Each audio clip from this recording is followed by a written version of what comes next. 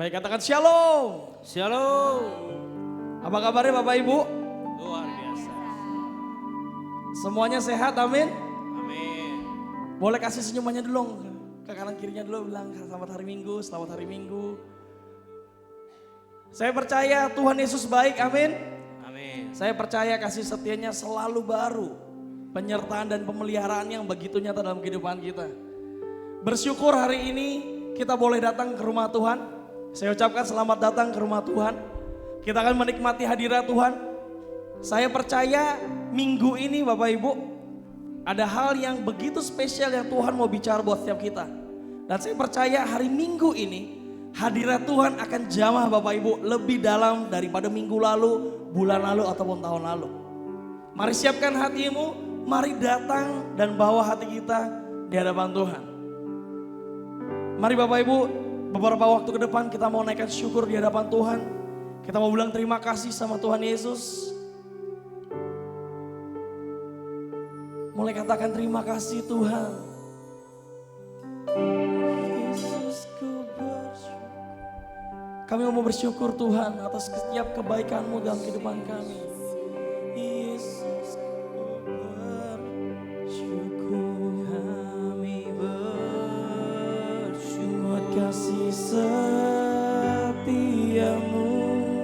Buat kebaikan-Mu. Sebab Yesus baik. Terima kasih. Mulai bilang Tuhan Yesus terima kasih Tuhan. Kami Pemeliharaan penyertaan-Mu sempurna. Kami bersyukur. kebaikan-Mu. Sebab Yesus baik. Kasih setiamu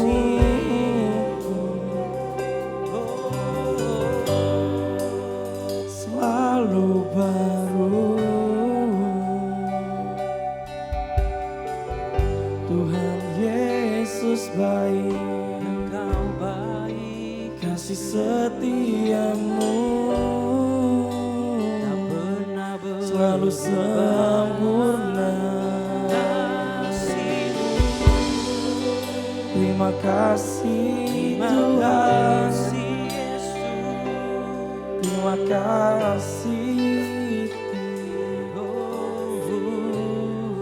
Kami mau datang dalam hadirat-Mu Tuhan. Kami mau menyembah-Mu. Kami mau tinggikan nama Yesus. Sebab segala pujian, hormat, kemuliaan hanya bagi Yesus saja.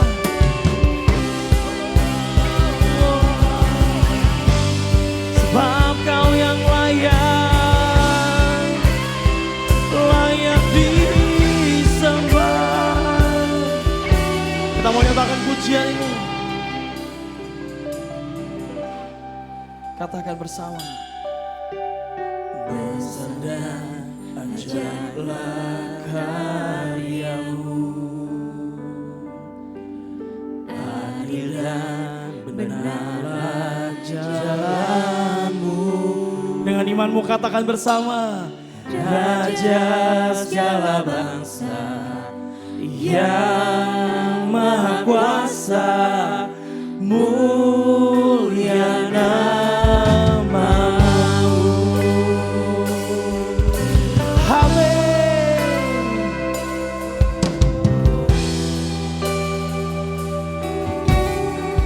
Katakan besar dan ajaiblah karya-Mu. Besar dan ajaiblah karya-Mu, adil dan benarlah jalan-Mu. Sebab Kau raja segala bangsa, Raja segala bangsa yang maha kuasa, mulia nama. segenap hati kami katakan. Layaklah segala bangsa sujud kepadamu,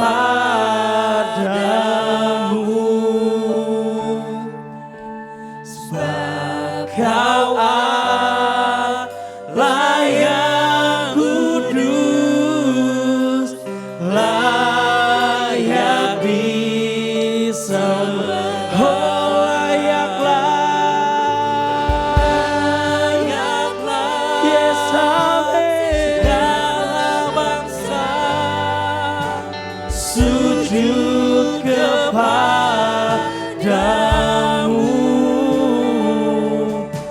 sebab Kau Allah yang kudus, layak disembah. Kita boleh dengan kemuliaan paling meriah buat Allah kita. Saya minta boleh bangkit berdiri. Mari nyatakan pujian ini. Besar dan ajaiblah karyamu, adil dan benarlah jalanmu, Raja segala bangsa yang maha kuasa, mulia nama, besar dan ajaiblah karyamu, adil dan benarlah jalanmu, Raja segala bangsa yang maha kuasa,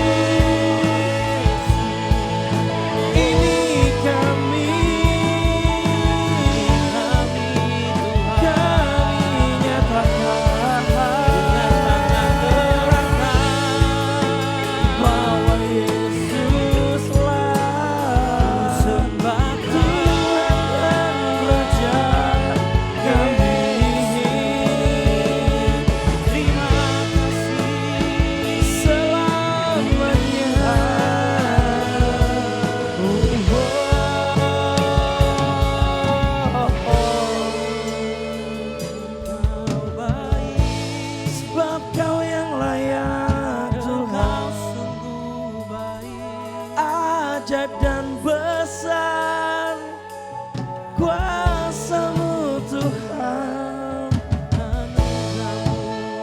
keagungan-Mu mengatasi langit. Jadilah bumi seperti di sorga, biar hadirat-Mu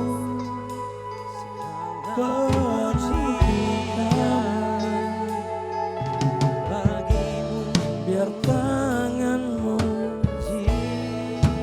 yang jamah kami, penuhi hati kami, berikan pengharapan baru, penuhi hati kami. Sebab kami tahu bahwa Engkau begitu sempurnanya dan gak pernah meninggalkan kami sedetik pun Tuhan. Kalau hari ini kami masih ada, kami tahu semua karena anugerah-Mu saja. Hari ini kami putuskan untuk kami datang ke rumah-Mu, untuk kami boleh cari wajah Tuhan, kami boleh menikmati hadirat-Mu. Kami percaya hadirat-Mu akan menjamah setiap kami yang hadir pagi hari ini. Mari Tuhan bekerja atas setiap kami. Terima kasih Tuhan, terima kasih Bapa. Kami memulai ibadah kami hanya di dalam nama Tuhan Yesus Kristus. Setiap kita yang siap muji nama Tuhan, sama-sama katakan amin. Kita boleh berikan tepuk tangan yang paling meriah buat Allah kita. Katakan shalom. Shalom. Semua bersukacita, amin. Amin. Amin. Amin. Boleh partasikan sukacitanya, boleh tengok kanan kirinya, boleh berikan salam. Selamat hari Minggu dengan senyuman yang ramah dan mengempartasikan sukacitanya. Boleh kanan belakang, kiri depan, boleh sekali berikan salamnya. Biasanya kalau sudah salaman ini mukanya agak beda. Silakan boleh duduk kembali Bapak Ibu. Saya percaya dari lagu pertama kedua kalau berdiri itu agak kesemutan memang. Kita mau nyaman dalam muji nama Tuhan. Kita akan bersukacita bersama, katakan amin. Amin. Mari nikmati hadirat Tuhan. Sukacita.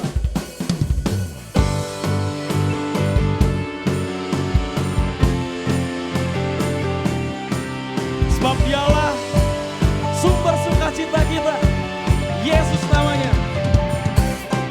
Pujian syukurku ku naikkan bagi-Mu, kasih dan rahmat-Mu tercurah bagiku, hidup bersama-Mu, ikut kehendak-Mu,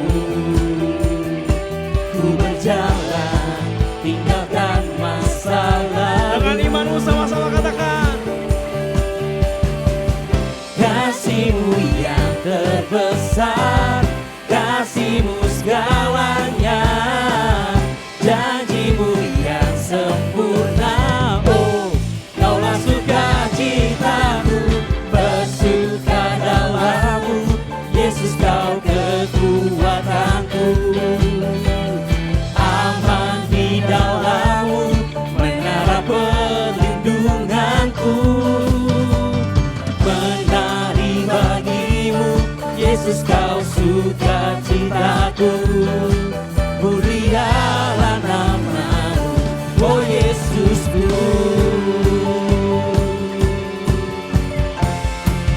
Katakan hidup bersama-Mu. Pujian syukurku ku naikkan bagi-Mu, kasih dan rahmat-Mu Tinggalkan masa lalu, kasih-Mu terbesar.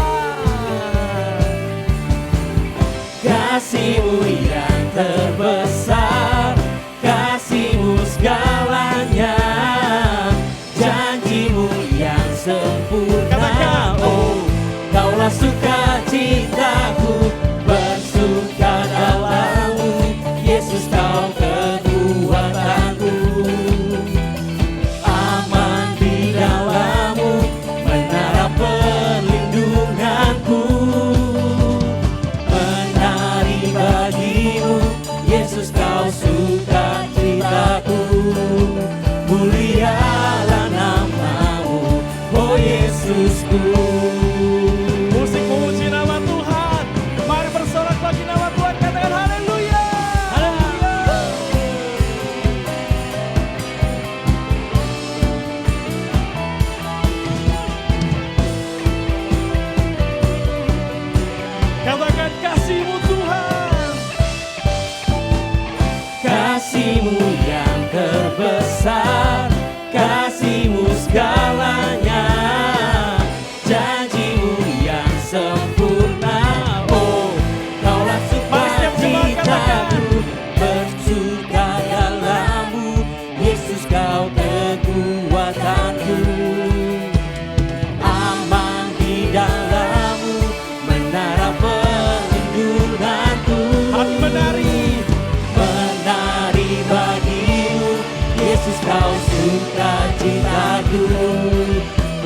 mulialah namamu.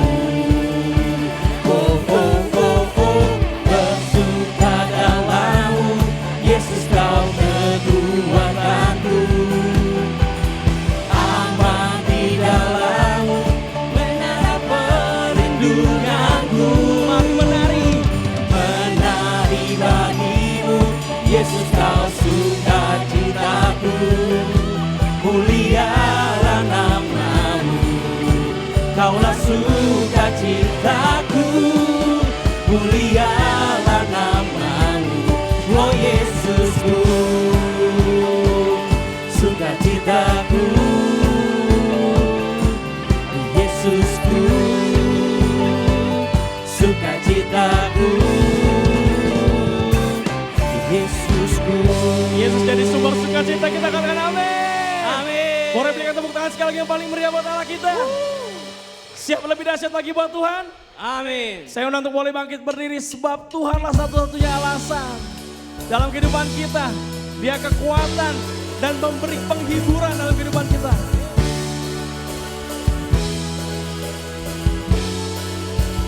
Let's everybody clap your hands.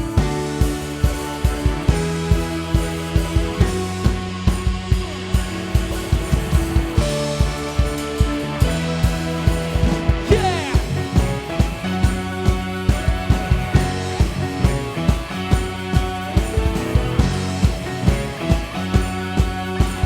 Segenap hatimu nyatakan bersama.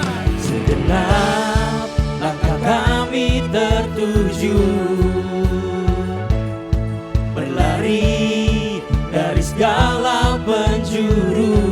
Mari mendekat, mendekat kepada Sang Penebus, dapati sinar terang yang kudus. bersama-sama yuk, angkat tanganmu katakan. Oh Yesus, kau berkuasa untuk selamanya.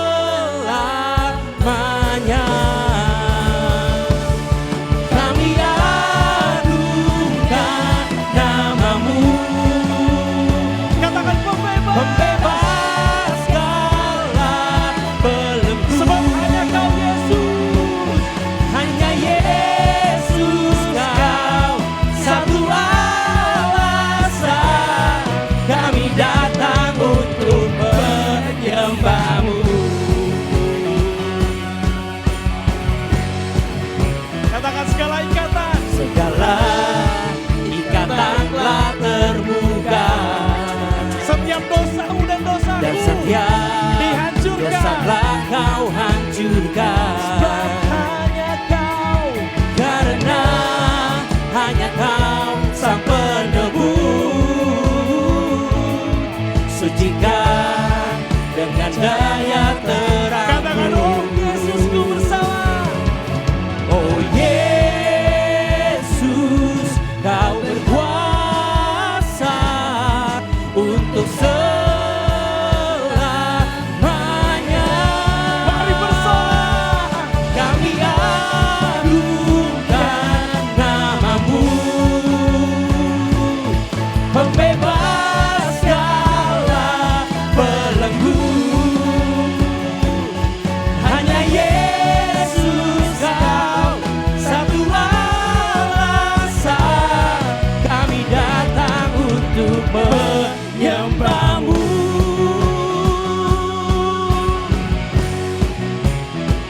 Katakan bersama. Kau Yesus Tuhan yang berkuasa, tiada yang lain, tiada yang lain. Mari setiap jemaat katakan sama-sama yuk. Oh Yesus, kau berkuasa untuk selamanya. Lebih lagi buat Yesus. Oh Yesus, kau berkuasa untuk selamanya. Oh Yesusku. Oh Yesus, kau berkuasa untuk selamanya.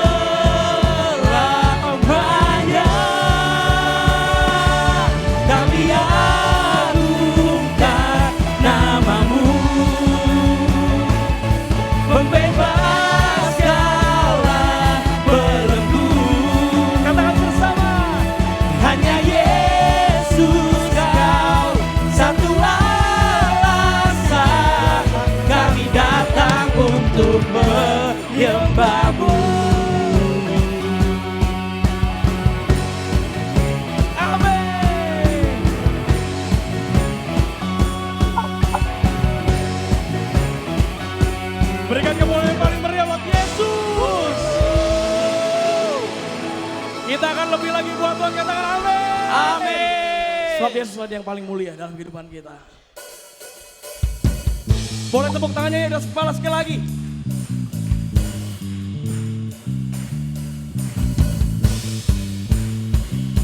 Amin. Come on.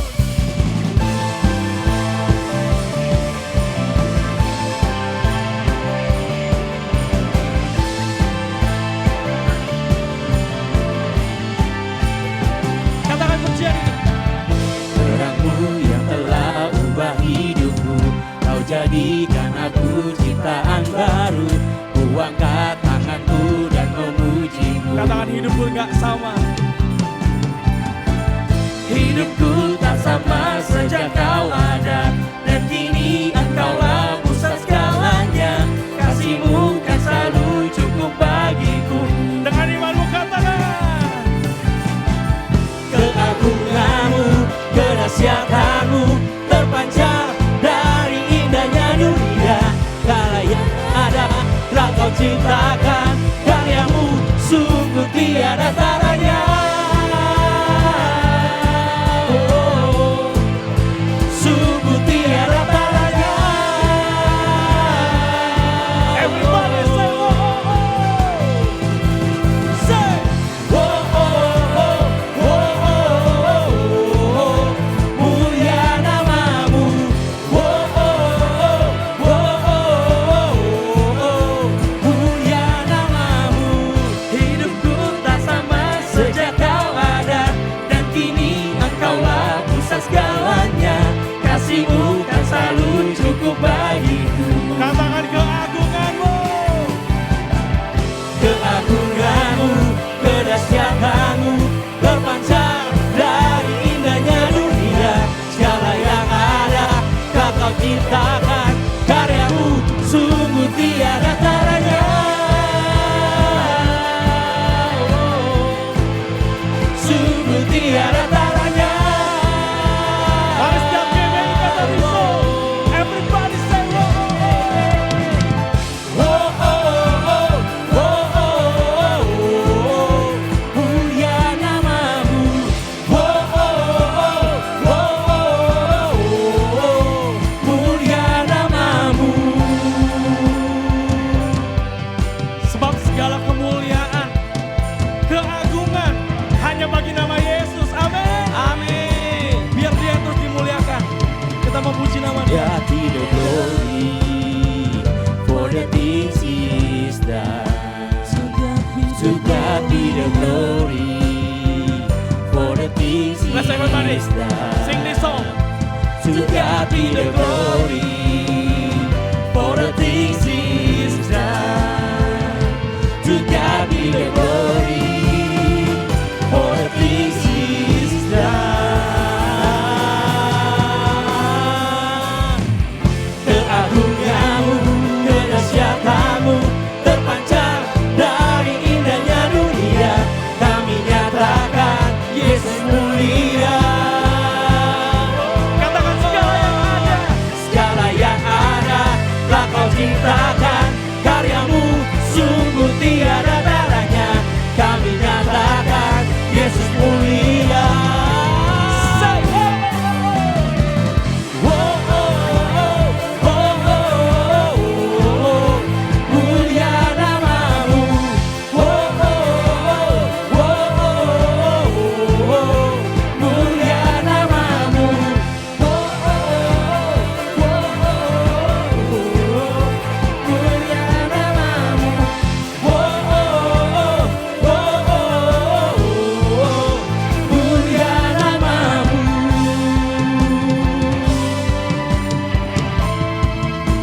Mulia namamu. mari semua jemaat katakan bersama. Mulia namamu.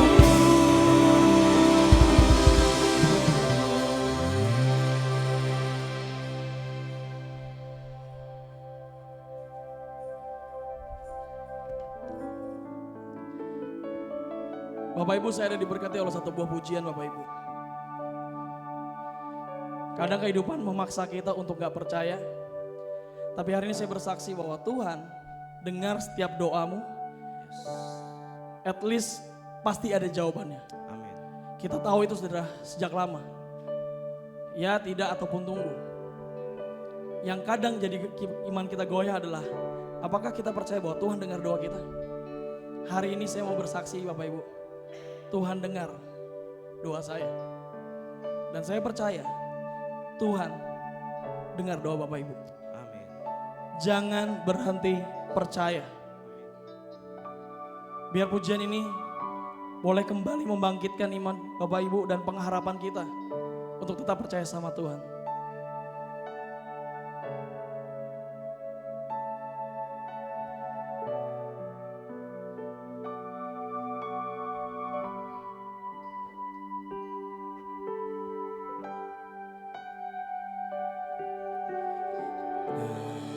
Kaulah jawaban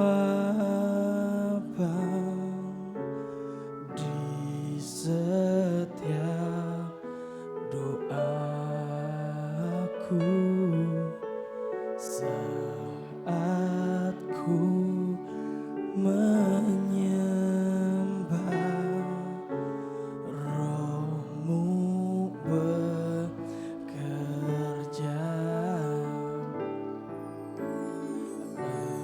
Engkaulah jawaban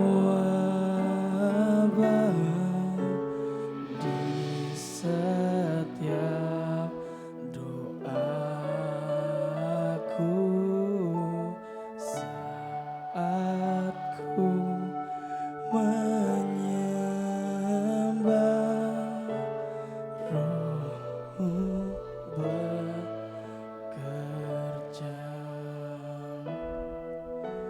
Tuhan, ku percaya kuasa-Mu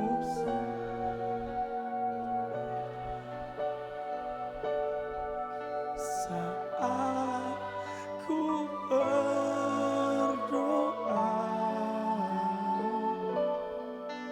Kuasa-Mu bekerja.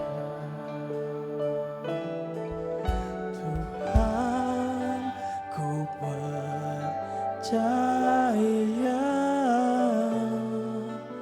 kuasa-Mu sempurna saat ku berdoa. Kuasa-Mu bekerja. Kita boleh berikan pujian yang paling meriah. Jangan pernah berhenti percaya. Jangan pernah berhenti percaya. Katakan Engkaulah jawaban. Engkaulah jawaban di setiap doaku saat ku menyembah Roh-Mu. Kita mau katakan sekali lagi. Engkaulah jawaban Tuhan atas setiap doaku.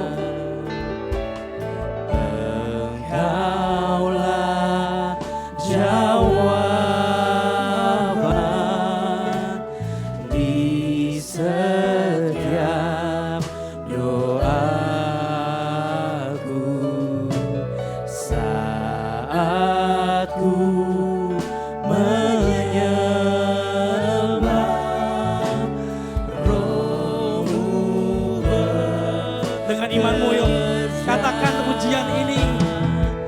Tuhan, ku percaya kuasa-Mu sempurna saat ku berdoa. Kuasa-Mu bekerja.